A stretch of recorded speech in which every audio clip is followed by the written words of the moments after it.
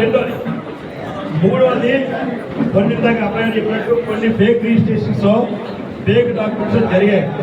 దాని మీద రిపోర్ట్ తయారు చేస్తున్నారు. ఆ రిపోర్ట్ ఎవరికి వెళ్తుంది? జాయింట్ కలెక్టర్కి వెళ్తుంది.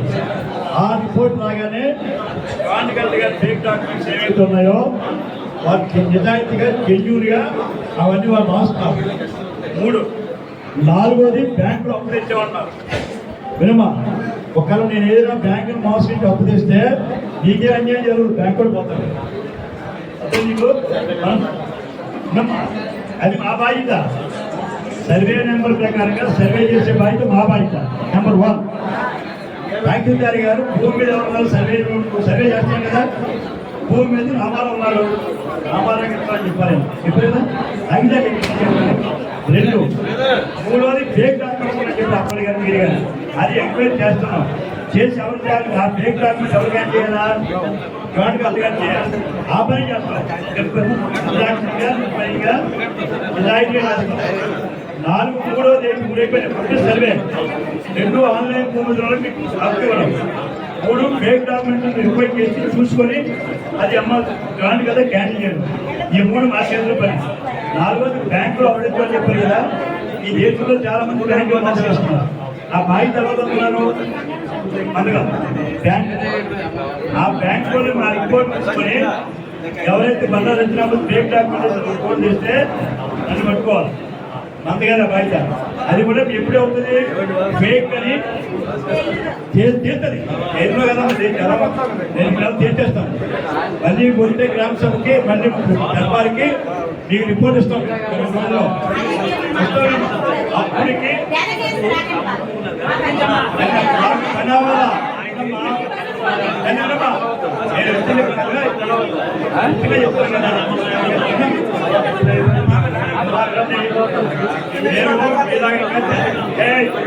ఇంకా జనకంగా జనం అంత చేయాలి. వినమా, ప్రతి ఒక్కరి మాట వినాలి. ఎలా సరే ఈ 3 సంతృప్తి ఉన్నాయా?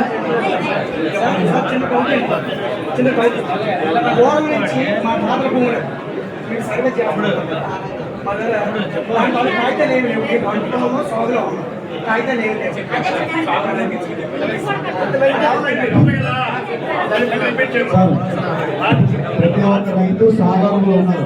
మీరు చెప్పినట్టు ప్రతి 30 సంవత్సరాలు ఉన్నారు కాబట్టి చుట్టుపక్కల రైతు స్టేట్మెంట్ మీ నా దగ్గర ముగించుంటారు. పక్కా ఎస్ఎంఏ ఖాతాలో మీ పేరు ఉంటుంది. ఖాతా పేరు సార్ ప్రజాదర్బారని ప్రజాదర్బార్లో ప్రతి ఒక్క పేరు ప్రతి ఒక్క విషయం వింటున్నారు కాబట్టి క్షుణ్ణంగా చెప్తున్నారు కాబట్టి నీట్గా వెళ్తే రెక్టిఫై చేసుకోవడం ఉంటుంది. ఇది ఏది రెక్టిఫై చేసుకోకపోతే అరిస్తే అయిపోదు కదమ్మా. ఏదైనా రికార్డ్ పరంగా వెళ్ళింది కాబట్టి దాన్ని ఏం చేయాలని సాధించడం చెప్పారు. మీరేం చెప్తున్నారంటే మీకు ఏదైతే రీసర్వేలో మీ పేర్లు ఏవైతే నమోదు చేశారో రీసర్వేలో డిఆర్ఓ గారు ఎంక్వైరీ చేశారు, రిపోర్ట్లు ఇచ్చారు. ఇంకా కొన్ని కొత్తగా రిపోర్ట్లు మీరు డాక్యుమెంట్స్ ఇచ్చారు. ఆ డాక్యుమెంట్ ప్రకారం ఏదైతే ఉందో ఆ రిపోర్ట్ అయితే పంపడం జరుగుతుంది. ఇవన్నీ ఫస్ట్ అన్ని హోల్డ్లో పెట్టడం జరుగుతుంది. రైతు వాళ్ళు తర్వాత నిర్ణయించుకుంటారు. ఇవన్నీ డిస్ట్రిబ్యూషన్ లో పెట్టారనుకోండి, అప్పుడు లోన్ రెన్యువల్ చేయడానికి కూడా ఆన్లైన్లో కనిపిస్తుంది. అప్పుడు వాటి అనేది బయటకు వస్తుంది. కాబట్టి ఇవన్నీ హోల్డ్లో పెట్టడానికి ఈ 2 రోజులు రిపోర్ట్ రాసేది పంపడం జరుగుతుంది. సార్ కూడా మీకు చెప్పారు. నెక్స్ట్ మీరు మళ్ళీ ప్రజాదర్బార్ మీకు ఒక క్లారిటీ రిపోర్ట్ అనేది రావడం జరుగుతుంది. మీరు తప్పు ఎప్పుడు ఎవరికి సపోర్ట్ చేయరమ్మా. తప్పు చేసిన ఆటోమేటిక్ ఎవరైనా పోతారు. అది ఇప్పుడు మీరు చేశారు కదా మా డాక్యుమెంట్. ఇప్పుడు నువ్వు వచ్చావు, ఇప్పుడు నువ్వు మాట చెప్పావు, నీ మాట అయితే నెల నెంబర్ నీ మాట అన్నారు అనుకోండి, నేను తప్పు చేసలేదు. రికార్డు చూసుకొని రాయాలి. సార్ అమ్మ ఎవరు అలాగే చెప్తారమ్మా. అందరూ అలాగే చెప్తారు. ఎవరైతే అధికారంలో అప్పుడు ఏదో పని చేస్తే తహసీల్దారని చేశారు. ఈయన ప్రీవియస్ ఎవరో కాదు. ఎవరైనా నాయకుల పేరు చెప్తూ ఉంటారు. దాన్ని ఎక్కడ క్రైటీరియా తీసుకోకండి.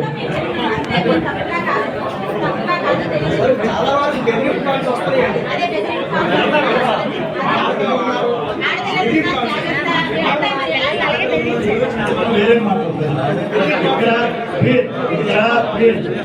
ఇక్కడ నేను ఏ పార్టీ ఎవరిని దేనికి వచ్చింది? వైకాపా వల్ల, తెలుగుదేశం వల్ల, జనసేన, బీజేపీ వినమ్మా.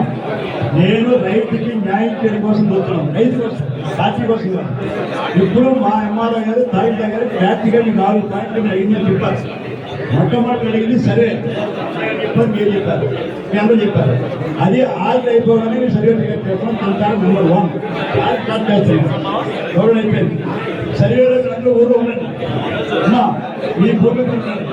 సర్వే అయిపోయిన తర్వాత ఎవరైతే భూమి మీద ఉన్నారో వాళ్ళకి జెన్యున్గా ఆన్లైన్లో పెడతామని చెప్పారు. ఎవరు తాగితారు. నెంబర్ 2.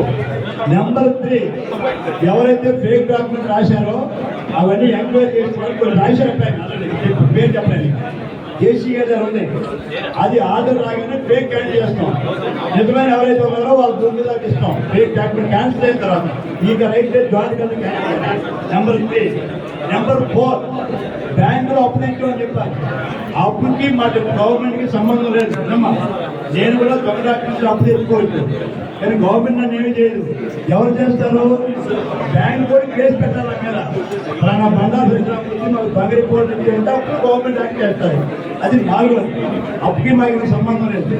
కానీ రికార్డ్ ఆఫ్ రైట్ ప్రకారంగా మీరు సర్వే చేసిన తర్వాత భూమి మీద ఎవరైతే ఉన్నారో వారికి ఆన్లైన్లో పెట్టడం, ఫేక్ డాక్యుమెంట్ క్యాన్సిల్ చేయడం, ఈ 3 పనులు చేసి వచ్చే 4 వారాల తర్వాత మళ్ళా ఇక్కడ వస్తే ఏం చేసామో యాక్షన్ చెప్తామా.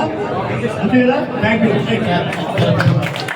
మీరు చెప్పినటువంటి వివరణ కండిషన్ చాలా బాగుంది. నేను చాలా సంతృప్తికరంగా ఉంది. అయితే నువ్వు ఎంఆర్ఓ గారికి, బ్యాంక్ గారికి, తహసీల్దార్ గారికి, ఆర్టీఓ గారికి, ఈవెన్